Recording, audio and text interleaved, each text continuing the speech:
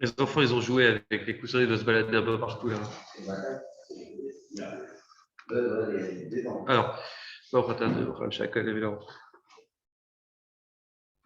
Alors, c'est une très belle paracha, la paracha de cette semaine. Je rappelle les prix, mais ne vous inquiétez pas, tout va bien. La paracha de Vaïra, la paracha de cette semaine, elle va traiter donc, je vous fais un petit résumé rapide de tout ce qu'on va voir dans la paracha.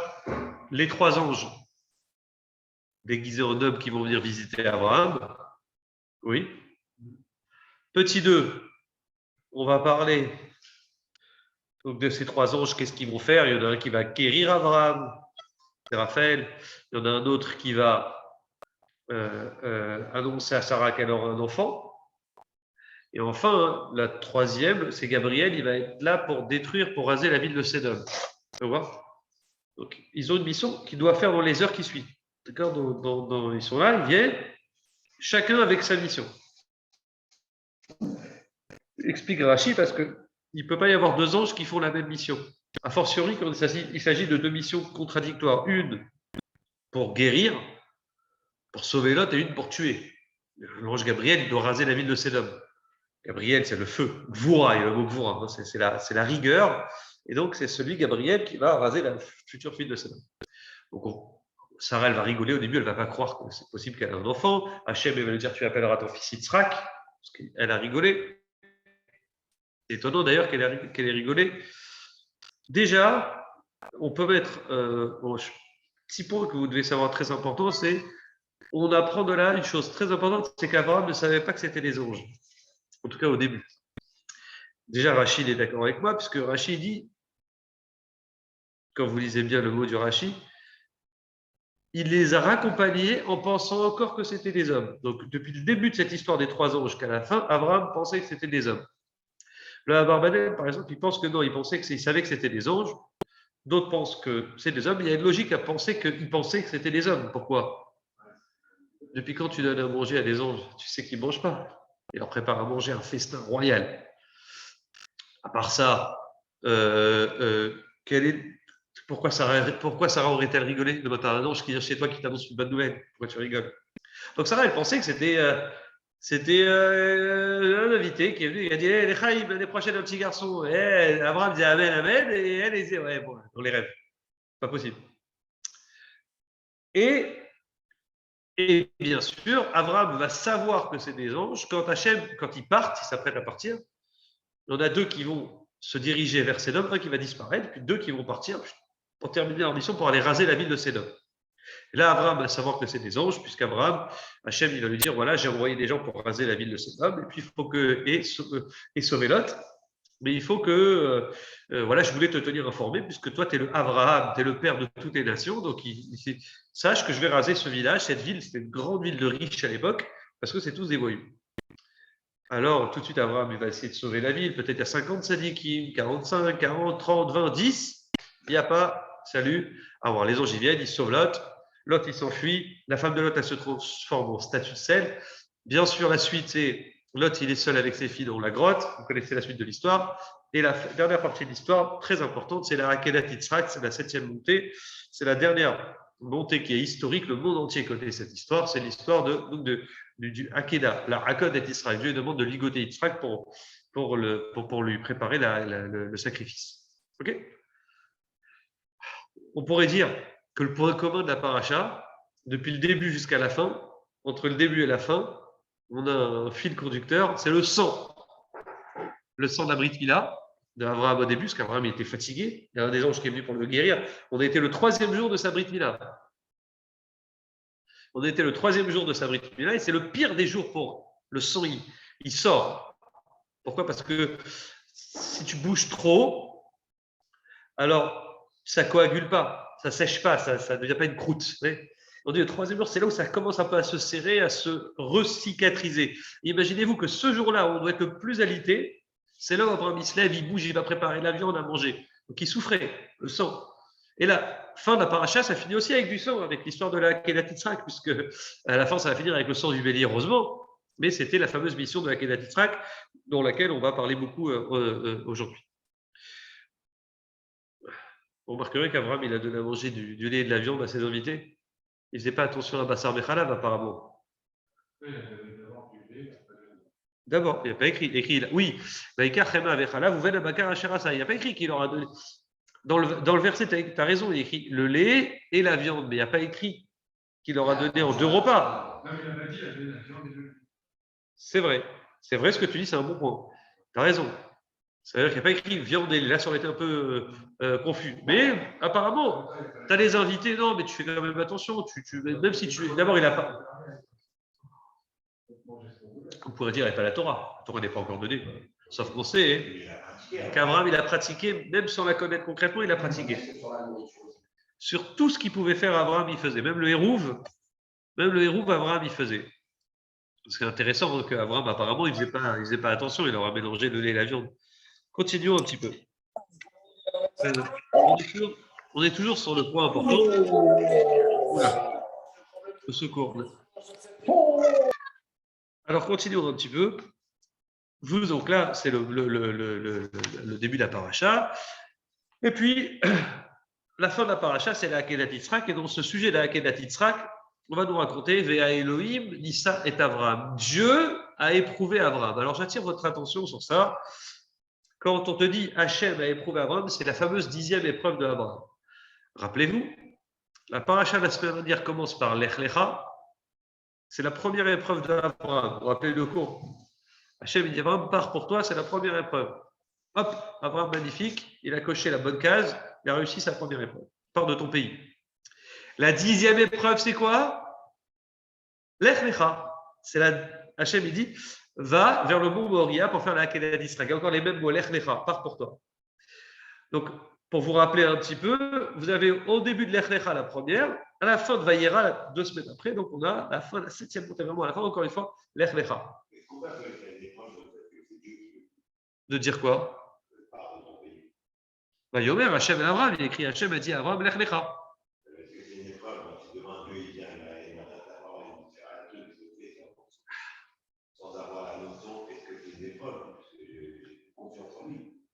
T'entends sa question? C'est un bon réflexe qu'il a. Non, c'est le réflexe qu'il faut avoir quand on étudie, c'est toujours comme ça. Attends, si Hachem, tous les commentateurs posent la question, c'est une question très intéressante. Il répond du point de vue d'Abraham, s'il quitte, c'est pas juste il quitte, il déménage, tu vas d'Alfortville et tu déménages et tu viens à Bonneuil. C'est tu changes de monde. Tu quittes ta famille, ta richesse, tu quittes tes terres. Il n'y avait pas d'immobilier, je vends, j'achète ailleurs. Tu quittes ton réseau. Ici, tu as un réseau, et ben c'est comme si demain, je te demande d'aller vraiment sur la Lune. Allez, j'exagère à peine. Demain, tu vas en Australie. Tu perds tes contacts, tu perds tes repères, tu perds ta famille, tu perds tes amis, tu perds tout ton réseau. Exactement. Donc, ça veut dire que c'est quelque chose de très, très dur. C'est une épreuve. Mais tu remarqueras, donc Lech Lecha, la première et la 10e, sauf que la seule fois où le mot épreuve, il apparaît, c'est chez nous dans notre paracha quand il y a écrit Dieu éprouva Abraham. Il n'y a pas écrit sur les 9 épreuves une seule fois le mot épreuve. Comme si que la 10e, c'est l'épreuve. Et les autres, c'est quoi? C'est des étapes. Les sages nous ont dit à Sarah Nisyonot, c'est écrit dans Pirkei Avot Perek Hamishi, 10 épreuves Abraham fut éprouvé.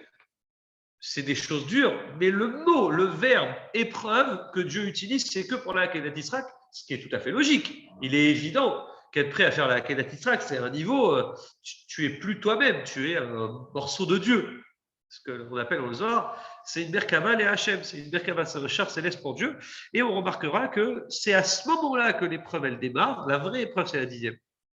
À tel point que dit le Midrash, qu'Hachem il dit Karna, prends s'il te plaît ton fils. Pourquoi il écrit prends s'il te plaît? Pourquoi il écrit prends s'il te plaît? Parce que le Midrash il dit Hachem il dit s'il te plaît, fais-le, fais-moi plaisir, c'est important que tu le fasses. Parce que si tu ne le fais pas, les 9 premières seraient considérées étant caduques. Comme si que les 9 auraient été nuls et non avenus. C'est-à-dire, si tu ne fais pas celle-là qui est importante, alors les 9 premières, elles sont considérées comme rien. Comme ça dit le Midrash. Hachem, prends s'il te plaît. Dieu, il parle, il dit, prends, fais-moi confiance. Non, prends s'il te plaît. Dieu, il insiste. Les anges dans le ciel, ils tremblaient devant cette histoire. Est-ce qu'Hachem est prêt à faire la Hakeda sur son propre fils? Tu comprends ce que ça veut dire? Juste d'y penser, tu as les frissons. Tu comprends ce que je veux dire? Alors, on nous dit, Hachem dit, si tu fais pas celle-là, les 9 premiers resteraient caduques. Et ça, c'est une vraie question. Retenez bien ma question. Pourquoi, si tu n'as pas eu 10 sur 10, c'est considéré comme 0?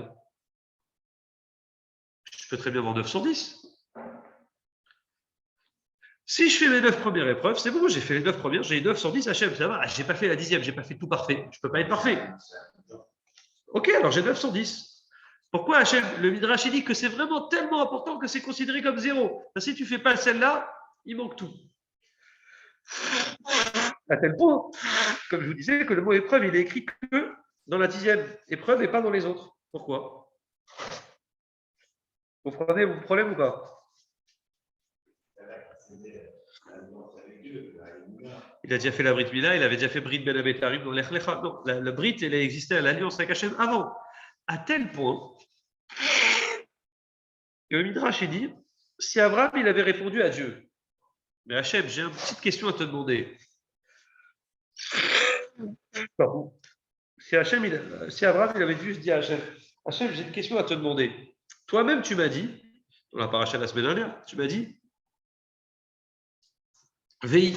Ki be'itzrak, ikare le chazara. Ça sera de Yitzhak que tu auras ta descendance. Abraham, il aurait pu dire, Hachem, juste tu m'as dit, Yitzhak, j'aurai la grande descendance de Yitzhak. Que je sache, mon fils Yitzhak, il n'est pas marié, il n'a pas d'enfant. Si je dois le quicker maintenant, comment ça coïncide avec la promesse? S'il avait dit ça à Hachem, c'est une vraie question, Hachem a dit, oui, tu as raison, laisse tomber. Il lui en aurait pas voulu. S'il avait posé cette question, ça aurait été Hachem, si tu veux, Hachem, il n'en aurait pas voulu, parce que la question, elle est bonne. Donc, l'épreuve, c'est qu'Abraham, il ne doit pas réfléchir. Il ne doit pas poser de questions. Et il doit avancer. On dit une des grandes réussites de son épreuve, c'est qu'à part ça, il s'est levé le matin tôt. Hein. Il y a plein de choses qui ont été cochées. On lit ça tous les matins dans la Tfila, la Kedat Israq, tu sais. Dans les Kétorettes, avant les Kétorettes, quand tu as fini de Tétéphilite, tu dis l'histoire de la Kedat Israq. C'est quelque chose qui donne une grande émouna à un homme. Tu vois, il y a Abraham qui est prêt à faire ça dans ta journée, tu es prêt à faire des choses plus faciles que ça. Et en lisant cette histoire, on dit, tu vois comment il se lève tôt le matin, comment il fonce. Il ne traîne pas les pieds, il y va de bon cœur. C'est vraiment pour mettre en valeur Abraham. Vous remarquerez, un autre point sur la Kedat Yitzhak écrit Vea Elohim Nissa et Abraham. C'est Elohim qui a éprouvé Abraham. Alors que dans le premier Lech Lecha, c'est écrit qui? Elohim ou Hachem? Vayomer Hachem el Abraham. Hachem, il a dit à Abraham, Lech Lecha, pars de ton pays. Donc la première épreuve, c'est Hachem, c'est Hachem, c'est Hachem, toujours Hachem, pas d'Elohim. Arrive là, la Torah témoigne, c'est qui demande de faire cette épreuve pour Abraham? C'est Elohim. Quelle différence entre Hachem et Elohim? Elohim a dit que c'est plus rigide, plus dur. Chazak, la rigueur. Et Hachem, c'est Chesed, la bonté. On va en reparler après, tout de suite après. Petite remarque toute bête, comme il nous reste encore 25 minutes. Petite remarque toute bête. Pourquoi on appelle ça l'épreuve de Abraham? Ça devrait être au moins l'épreuve de Yitzhak pareil que lui. Yitzhak, lui, dans tout ça, c'est pas une épreuve pour lui? C'est quel âge il a, Yitzhak? Il ne sait pas. C'est Carrément, il ne sait pas. Il comprend. Pas jusque dernièrement. Il comprend, il est en train de marcher avec son père et il comprend. Il dit à son père, il est où l'agneau? C'est toi. Et le père, il répond pas. Vous voulez un petit chidouche très magnifique que j'ai lu tout à l'heure? Est-ce que vous savez c'est quoi un chiasme? Vous avez fait à l'école chiasme, non? Merci aux arts. C'est pas c'est quoi un chiasme? Ouais, c'est ABBA. En gros, par exemple, tu dis je suis parti à Paris et à Paris, je suis reparti. Genre, si tu fais tourner les phrases de sorte à ce que ça fonctionne en A, ensuite le B, et on revient sur A. D'accord? Donc, exemple. La Torah, parfois, elle fonctionne avec des chiasmes. Un petit chidouche sympathique pour la route. Il est écrit comme ça. Tu lis tous les matins, donc. Vayelchou Shenem Yardav. Ils sont partis tous les deux ensemble. deux psukim après, on relit, ils sont repartis tous les deux ensemble. Yelchou Shenehem Yardav. Pourquoi on répète, ils sont repartis les deux ensemble? On sait déjà qu'ils étaient ensemble.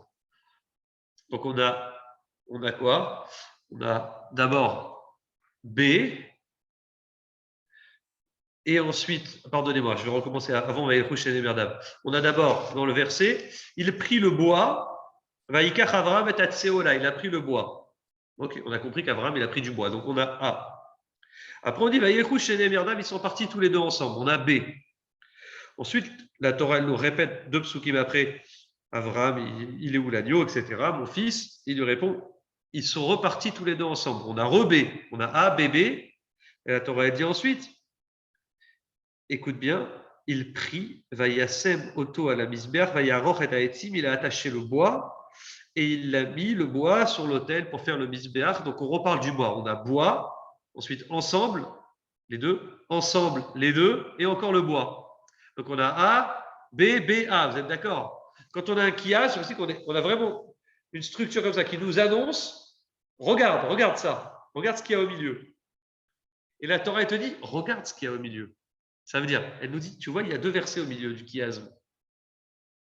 On a A, B, B, A. Qu'est-ce qu'on a entre le AB et BA? La Torah, elle te met en exergue, ça veut dire qu'elle est en train de te mettre des phares. On te regarde ce qu'il y a au milieu. Qu'est-ce qu'il y a au milieu? Il y a un dialogue. Qu'est-ce qui est écrit dans le dialogue? C'est magnifique, vous connaissez bien. Vayomer Yitzhak, El Avram Aviv. Yitzhak dit à Avram, son père. Donc on nous dit le bois, ensuite ils sont partis tous les deux ensemble. Point, prochain pasouk. Yitzhak dit à Avram, son père. Il dit, mon père, Avi. Il dit, donc le père reprend la parole, me voici mon fils. Voici le feu et le bois. Où est l'agneau pour le sacrifice? Le voilà. Abraham dit, Dieu nous montrera mon fils. On a un dialogue entre un père et un fils. Pour que vous ayez vraiment un truc bon, ça sort bien dans un dîner. Quand tu veux. Le seul dialogue qu'on retrouve dans la Torah entre Abraham et Yitzhak, c'est ici. On n'a jamais vu Abraham parler à Yitzhak dans la Torah. Ça veut dire qu'ils ne se sont pas parlé. Oui, mais ça n'a pas été écrit. La seule fois où la Torah, elle montre un dialogue entre Abraham et Yitzhak, c'est ici au moment de la Kedat Yitzhak. Jamais ça a été montré un mot. Il y a écrit Yitzhak dit à Abraham, son père. La Torah, elle nous rappelle une discussion qu'il y a eu entre les deux. Et il lui dit, Yitzhak dit à Abraham, son père, et il dit, mon père. Pourquoi on répète il dit? Il y a des mots en plus. On aurait pu écrire Yitzhak dit à Abraham, mon père, ou Yitzhak dit père. Pourquoi on nous dit Yitzhak dit à Abraham, son père, ensuite, et il dit mon père? Prenez un texte en français, vous verrez. Et le père qui répond oui, mon fils. Première histoire, ils montent la montagne ensemble. La Torah, le premier Vayomer, c'est Yitzhak dit à Abraham, son père, ils parlent ensemble de choses et d'autres. Ils parlent, papa, comment ça va, machin, comment on va faire la maison, ils parlent de tout. Et puis au milieu de la discussion, Vayomer, il y a une nouvelle discussion qui apparaît. C'est Yitzhak qui dit à son père, Avi, mon père. Il dit que papa, mon père. De quoi il parle? L'autre, le père, il revient et dit, oui, mon fils.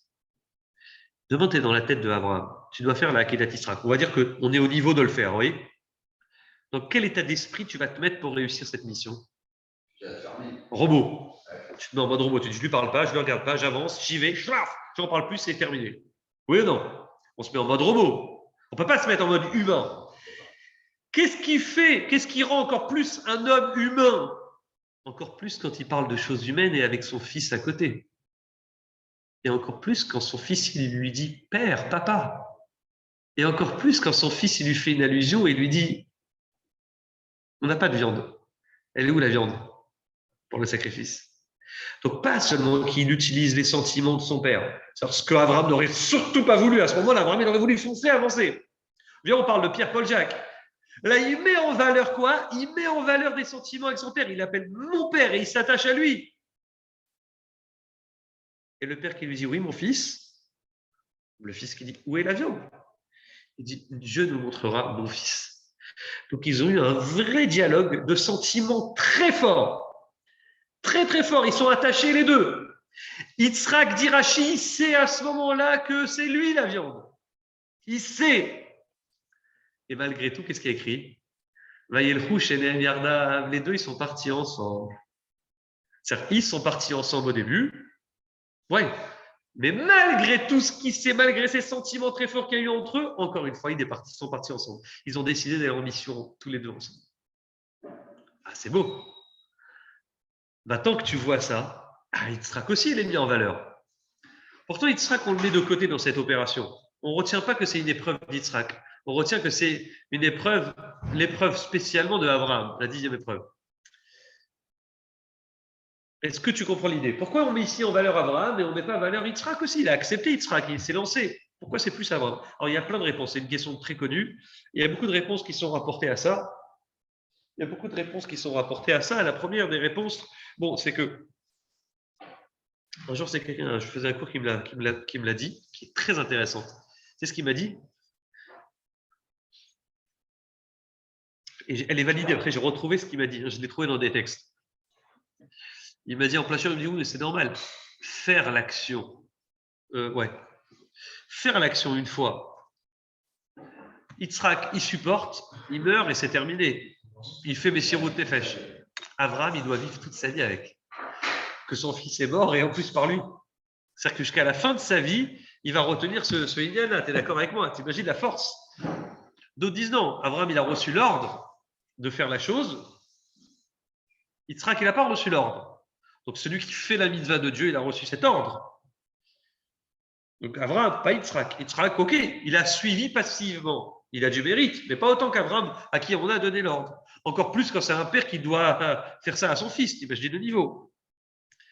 Bon, plusieurs réponses sont rapportées. Une troisième aussi que j'avais lue, c'est concernant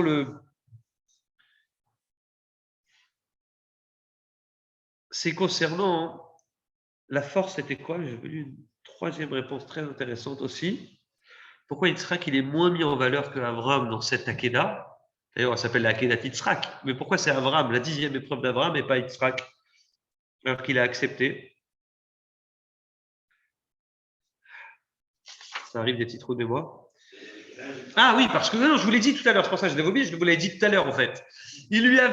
Abraham aurait pu dire 37 ans. Yitzhak, il avait 37 ans. 37 ans. 37 ans. Non, 37 ans.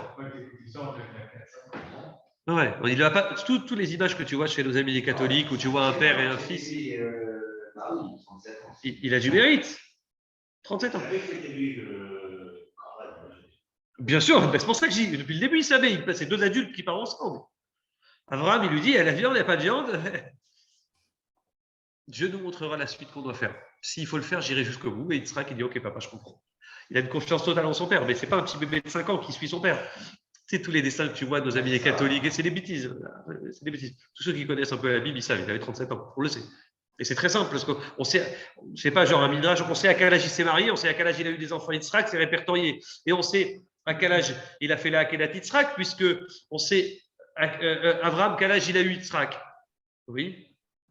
On voit l'âge à quel âge il a eu Yitzhak, on voit l'âge à quel âge elle est morte Sarah, et on fait le parallèle, parce que juste après elle est morte, et on sait qu'il avait 37 ans à ce moment-là. Bon, parenthèse fermée. Mettons de côté l'âge d'Yitzhak. Le sujet ici, c'est qu'Yitzhak, il ne peut pas argumenter contre Dieu, donc il n'a pas autant de mérite. Abraham, il peut argumenter contre Dieu. Abraham, il peut dire à Hachem, mais je ne comprends pas. Comme je vous l'ai dit d'ailleurs, tu m'as dit, c'est Yitzhak ma descendance, c'est de lui que j'aurai une grande descendance. Tu me demandes maintenant de faire le contraire. Donc Abraham, il avait un biscuit contre Hachem. Il aurait pu parler contre Dieu, mais il s'est tué. Yitzhak, il ne pouvait rien dire. Hachem, il ne lui a jamais dit à Yitzhak, c'est toi l'avenir. Il n'y a jamais eu une voix qui a parlé à Yitzhak qui lui a dit quoi que ce soit. Vous comprenez? Donc tout le mérite va à Abraham. Cependant, et là c'est très important, si cette épreuve c'est elle qui est mise en valeur, surtout pour Abraham, c'est qu'il y a une raison. Si on n'a pas mis Yitzhak en valeur, c'est qu'Abraham, son travail là, Akedat Yitzhak, ça a été une sommité, ça a été la fin, ça a été la cerise sur le gâteau, ça a été la merveille, ça devait être la chose qu'il devait faire. Qu'est-ce qui est si grand dans cette Akedat Yitzhak? Bien sûr, l'histoire, tu peux raconter à n'importe quelle personne, il est choqué. Mais pourquoi spécialement celle-là et pourquoi c'est une si grande force et une si grande beauté, cette mitzvah de la Akedat Yitzhak? Pas de questions? On avance?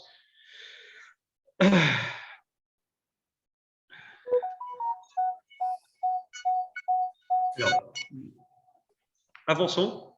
J'aimerais vous poser quelques petites questions. Et à la fin, donc là j'en ai à peu près encore pour 15 minutes, Petite question rapide. À la fin, avec cette question, je vais vous trouver une réponse qui va répondre à tout ça. Ok. La première remarque, c'est il y a écrit, écoutez bien ce ridouche, Abraham s'apprête à faire la Hakela à son fils. Vaikra elav malach Hashem min hashamayim. Il y a un ange du ciel qui dit à Abraham, stop. Vous connaissez la suite de l'histoire. Pourquoi il écrit un ange qui vient du ciel? Les anges, ils viennent d'où? Ils viennent d'où les anges? Du ciel. Ils viennent de quelque chose qui nous dépasse. Mais il n'est pas bien. C'est la seule, toujours. Parce que la vraie volonté d'un juif, c'est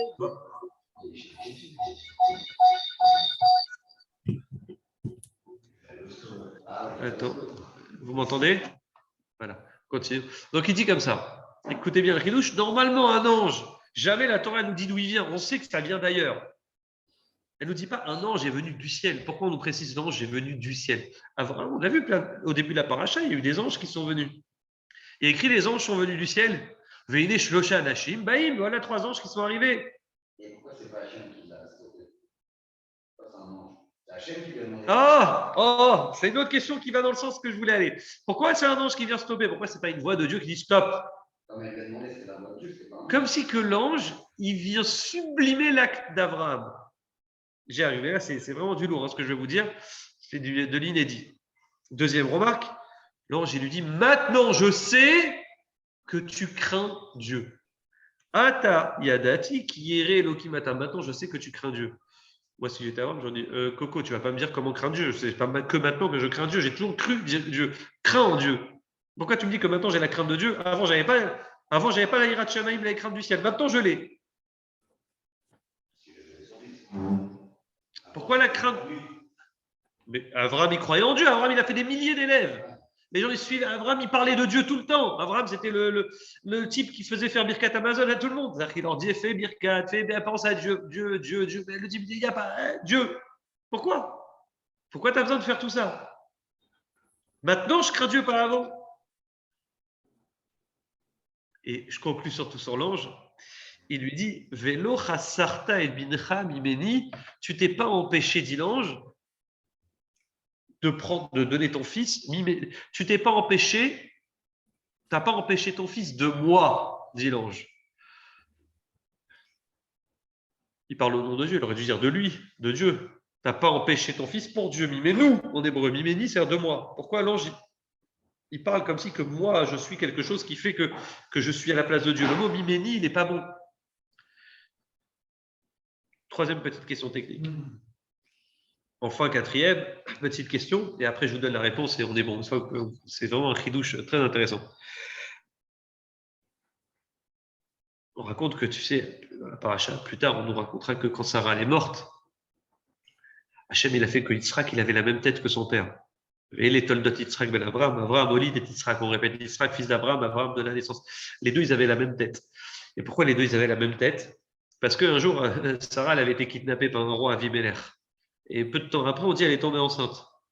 Les gens, ils se moquaient, ils disaient, elle est tombée enceinte, c'est possible que c'est Avimelech le père, c'est pas Abraham. Donc Hachem, il a vraiment changé la tête de Yitzhak et Abraham, qu'ils ont la même tête. Et ce qui est très intéressant, c'est vraiment une question, depuis quand on a besoin de penser ce que les goïms vont se moquer? On s'en fiche des moqueurs. Les parleurs, les moqueurs, on les laisse parler en général. On va pas commencer à en faire le moqueur va dire, on va pas changer, si tu veux, les choses parce que les moqueurs vont faire que. Et d'ailleurs, c'est tout à fait humain qu'un fils, il ressemble à son père, d'ailleurs. Tu aurais dit, non, le fils a ressemblé à son père. Oui, c'est normal qu'un fils ressemble à son père, pardon. Oui ou non? Comme si qu'il y a eu un miracle extraordinaire. De cette histoire, de toute la Akedat Yitzhak, on en retire quelque chose qui est monstrueux pour nous aujourd'hui et qui nous donne la bracha chaque année. Toute cette Akedat Yitzhak, Hachem, pour nous remercier, nous demande de prendre le bélier, la corne du bélier, et de sonner de cette corne du bélier, parce qu'Abraham, il va égorger le bélier à la fin. Et on va sonner du chauffard à Rosh Hashanah. Et à Rosh Hashanah, qu'est-ce qu'on va faire? On va faire en sorte que cette sonnerie va changer la gvoura, la rigueur de Dieu. Tout ce qu'Hachem il avait envie de faire en rigueur, il va la faire passer en rachamim, en pitié, grâce à la sonnerie du chauffard. Quel rapport? Et là, je vais vous donner la réponse. Et avec cette réponse, même si je n'ai pas le temps à la fin de terminer, parce que c'est encore un peu long, normalement, vous pouvez rentrer à la maison avec là, vous aurez toutes les réponses. Écoutez bien le chidouche. C'est l'épreuve d'Abraham. Elle a quoi d'extraordinaire, cette épreuve? C'était la question de base. Cette épreuve, elle va permettre à Abraham d'être quelqu'un d'autre. Abraham, la spécialité de Abraham, c'est le chesed, la bonté. Tu connais? Le Tunisien absolu, il dit oui à tout, tout le temps. Oui, oui, oui, pourquoi tu l'embêtes? Laisse-le tranquille, oui, oui, oui, toujours oui. C'est bon pour lui, laisse-le. Ça s'appelle un chesed. Abraham, c'était le chesed absolu. C'est lui qui donnait la bonté tout le temps. Il ouvrait ses portes à tout le monde, il donnait tout à tout le monde tout le temps. Il ne regardait pas qui était quoi, il invitait tout le monde chez lui, peu importe. Imagine la Haïda qu'il avait chez lui tout le temps. Je te laisse imaginer. Donc Abraham, c'était vraiment celui qui a ce qu'on appelle le chesed.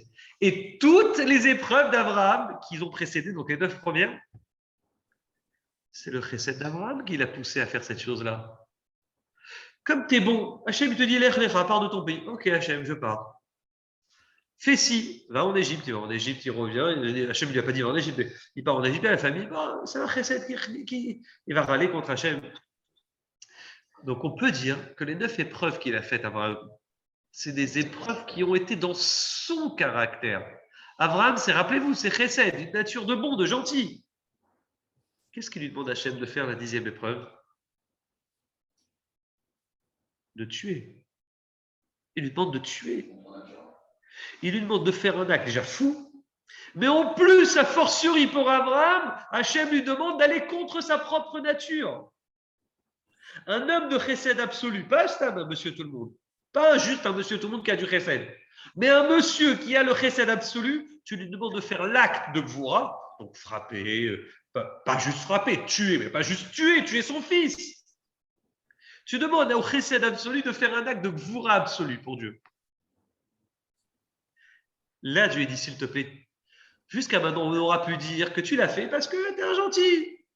Tu l'as fait, c'est dans ta nature. Est-ce que maintenant tu vas être capable de faire le contraire de ta nature, d'utiliser la rigueur pour changer complètement et être quelqu'un d'autre pour moi? Allons voir, on verra. Et Abraham, il le fait. Et Dieu lui dit quoi? Maintenant, je sais qui est Elohimata, que tu crains Dieu. La crainte, c'est la gvoura, la rigueur. Que tu croyais en moi, j'en doute pas. Que tu as eu la Emouna depuis toujours, j'en doute pas. Mais que tu aies la crainte, la ira, qui est issue de la gvoura, la rigueur. La crainte, oui, en général, on dit que la bonté, le chesed, la bonté entraîne l'amour. D'accord? C'est quelqu'un qui est bien, qui est chesed. Il a tendance toujours à être gentil, à donner, donc à faire surtout les mitzvot positives. Tu vois, fais. À l'inverse, la crainte, et surtout la rigueur entraîne la crainte et ça préserve des interdictions négatives. Un type rigoureux sur lui-même, il s'interdit, je m'interdis ça, je m'interdis tout de sorte à faire rien. Tu vas pas faire de la violence. GG, si tu peux coincer certains sons, ça serait pas mal. Alors, concluons un petit peu. Là, Abraham, il est Yéré Elohim. Là, maintenant, il craint Dieu. Avant, il était dans sa nature. Là, il est changé. Il est devenu quelqu'un de nouveau. Il est devenu tellement quelqu'un de nouveau que je vais vous citer cette Gemara, elle est folle. On dit, Shabbat a dit, les Juifs auront fauté. Donc Dieu viendra, il parlera à Abraham, il dira, tes enfants, tes enfants ont fauté. Donc Hachem lui a demandé conseil à Abraham, Yitzhak, Yaakov, la Gemara est longue. Hein. Et comme on n'a plus le temps, je ne vais pas vous la faire, elle est très belle. En tout cas, Abraham, il dit, Hachem s'adresse à Abraham, il dit, tes enfants ont fauté pour moi, que dois-je faire? Abraham, il dit quoi? Qu'ils soient tous effacés, détruits. Abraham, il dit ça. Abraham, il est en train de se battre pour sauver la ville de Sédom, pour sauver les voyous de Sédom. Et Abraham, il dit, Hachem, mais non, il y a du bon chez tout le monde. Depuis la Akedat Yitzhak, Abraham est devenu quelqu'un de nouveau. C'est devenu une nouvelle personne, avec une rigueur. Ce qui s'est imposé à lui, il impose aux autres. Il dit maintenant, on doit servir Dieu aussi avec la rigueur, pas avec la bonté, avec les deux. Donc, c'est devenu quelqu'un de parfait. être capable d'être à la fois chesed et amener aussi la gvoura ensemble, ça donne vraiment une perfection, quelque chose d'extraordinaire.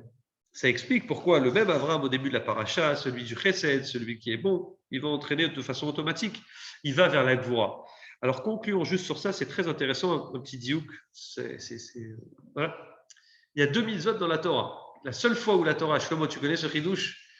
La seule fois dans la Torah où elle dit tu auras une longue vie, c'est quoi? C'est quel mitzvot? Et la deuxième? C'est le gars de Vilna qui donne la réponse que je vais vous donner. L'œuf. Non, les oisillons. Tu chasses. Ah oui, les oiseaux. La mère, après, avant de prendre les petits oisillons, oui. Donc, tu respectes ton père et ta mère et tu gardes les oisillons. Les 2 mitzvot, elles t'amènent à longue vie. C'est la seule fois où la Torah, elle donne ça. Pourquoi? On dit ces 2 mitzvot, c'est les 2 qui sont un acte à la fois, la Torah, c'est une mitzvah de chesed absolu. C'est le top du chesed, c'est de respecter son père et sa mère. Être gentil avec des gens, c'est bien. Mais gentil avec son père et sa mère, faire du chesed à ses parents, c'est le top du top. Tu es dans le chesed, tu es dans la nature la plus folle du chesed, c'est normal, c'est ça le chesed. Commence par le chesed par les gens de chez toi. Je connais le type, il vient, il m'appelle, il vient, il commence à me raconter ses histoires, comment ça se passe mal à la maison et tout, avec sa femme et tout. Bon. Et après, je creuse, je parle avec lui, je dis, mais bon, d'accord, mais comment ça se passe concrètement? Je veux dire, elle te fait la misère, mais pour rien. Des fois aussi, j'ai des mots durs, Bon, je dis, voilà, t'as fait ça, t'as fait ci. Alors, il me dit, oui, mais tu te rends compte, je lui dis, écoute, c'est bizarre, parce que quand je te vois dans la vie, tu as l'air d'être un homme très sobre, très normal, tu parles bien, tu es poli. Est-ce que tu peux être au moins poli pareil avec ta femme que c'est avec tout le monde?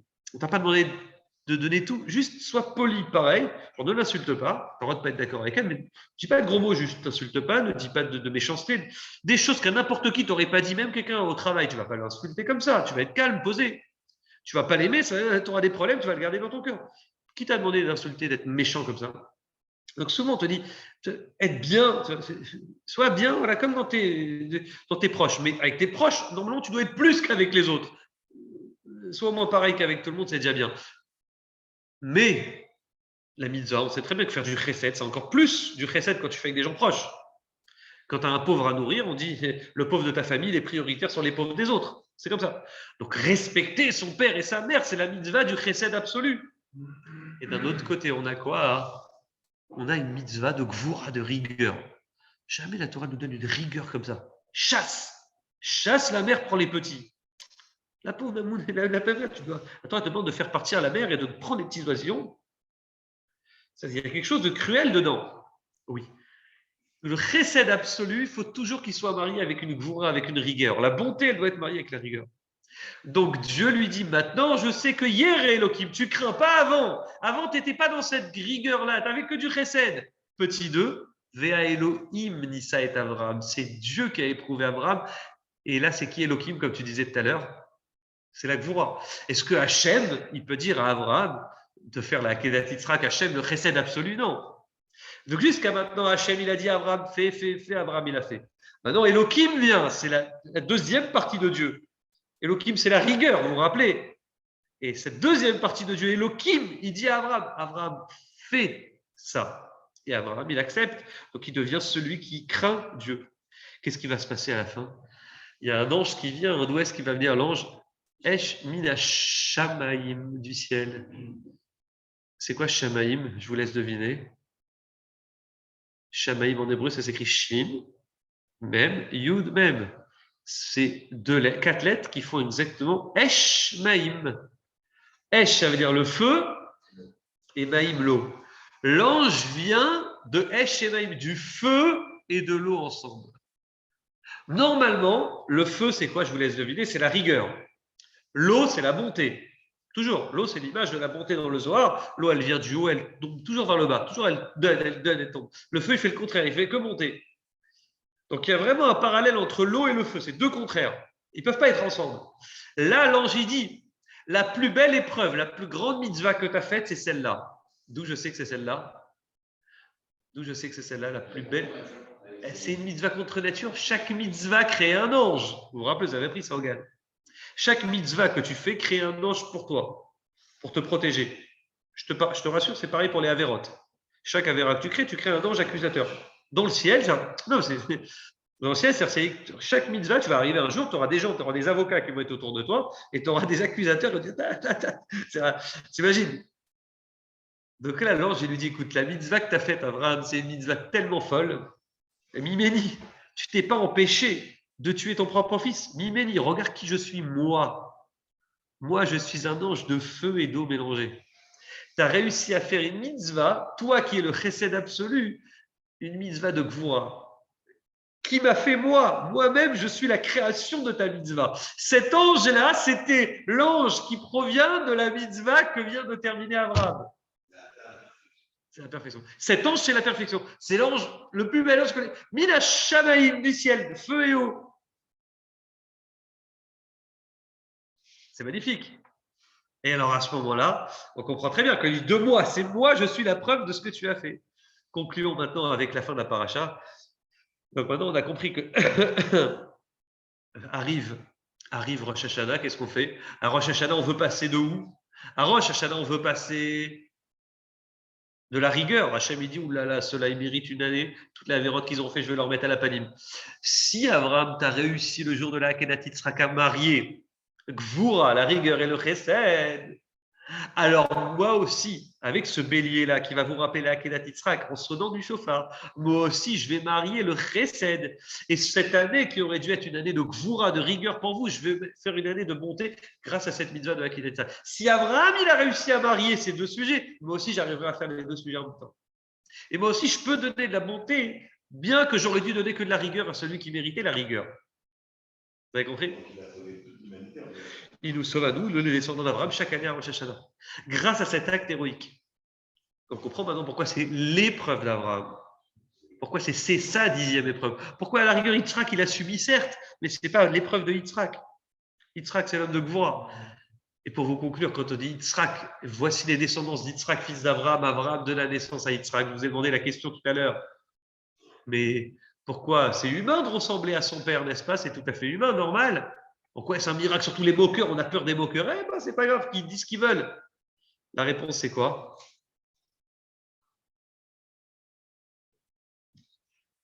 C'est qu'Yitzhak, il ne devait pas ressembler à son père.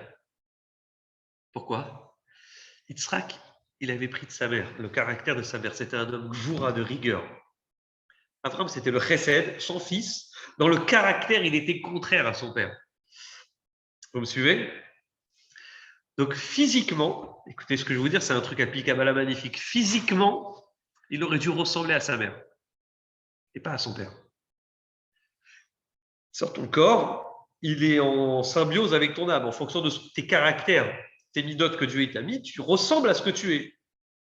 Donc, il sera qu'en réalité, il aurait dû ressembler à qui? À sa mère Sarah. Et là, les moqueurs, il ressemble trop à sa mère. Il est où? On ne voit pas le nez de son père et le front de son père. Hachem, il dit, si toi, Abraham, tu as réussi à mélanger la rigueur avec la bonté pour moi, moi aussi, je vais faire en sorte que même si ton fils, il est 100% rigueur de sa mère, je vais faire en sorte aussi que le visage, il ait le visage de son père. Voilà, 37 ans, il doit changer de visage. Non, depuis la naissance. Mais c'est quelque chose qu'Hachem il a donné qu'en voyant Yitzhak, qu'on comprenait. Alors ça, c'est un vrai chidouche que tu dis. Le lait et la viande. Donc la paracha, on commence à la fin. On finit notre paracha avec un mélange de bonté et de rigueur, oui, dans la mitzvah de Akedat Yitzhak. Et on commence aussi avec un petit clin d'œil dans ça. Comment Abraham il donne à manger à ses anges? Il leur donne quoi? Il leur donne exactement le lait et la viande. Même si c'est mélangé, même si c'est Bassar et Khalav ensemble, c'est pas grave. Qu'est-ce que ça représente le lait? Le laitage, ça représente la bonté, la douceur.